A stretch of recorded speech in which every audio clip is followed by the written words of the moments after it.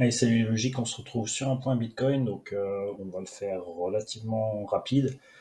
Donc on est toujours dans notre plan qui va jusqu'au 3 septembre. Donc on suivait cette ligne de force de couleur rouge ici qui devait nous emmener vers la target V à 19 591. Donc là je l'ai zoomé en 40 minutes, c'est un plan à peu près 4 heures qui est fait sur les unités de temps 4 heures. Et on va essayer d'expliquer un petit peu ce qui se passe. Alors, est-ce que c'est positif ce qu'on voit? Après les deux tests sur la V à 19 591, donc on avait dit hier d'observer pour aujourd'hui, euh, 3 heures du matin, donc pour hier dans la journée d'hier, du 31, de vérifier que ce niveau ne casse pas. D'accord, donc ça c'était important.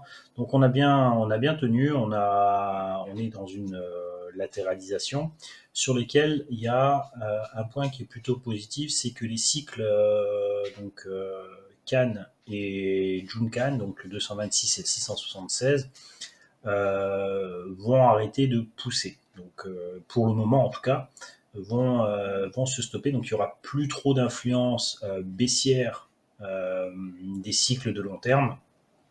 Donc ça, c'est plutôt positif. Et donc à partir de là, on peut s'imaginer, si on garde la target V et qu'on sorte à partir du 3 septembre, donc la fin de cette latéralisation potentielle, eh bien ça nous emmènerait sur un range un peu plus long qui serait en symétrie avec le point B ici de cette structure et qui nous emmènerait à peu près sur ces zones.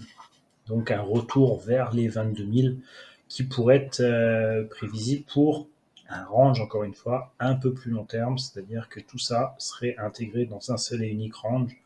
Donc ce mouvement ici, ici, pour repartir là-dessus. Donc en gros, revenir sur 22 000 n'est pas idiot, encore une fois, si on reste sur la target V des 19 591, puisque si on atteint cette ligne en fin de fluctuation, eh bien, ça veut dire qu'on risque d'avoir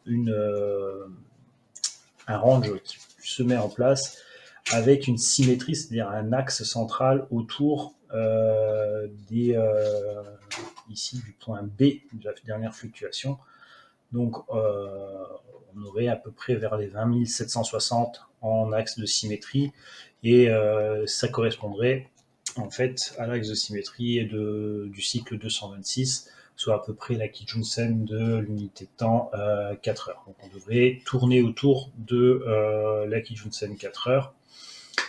Autre point important à suivre, donc ici, tant qu'on reste dans cette zone avec des 19 591, c'est un range qui devrait suivre avec une profondeur de range vers 22 000. D'accord. Maintenant, l'autre point qui pourrait confirmer un point positif pour un rebond, c'est la cassure après, donc de faire des plus hauts après la date du 1er septembre, 18h. D'accord.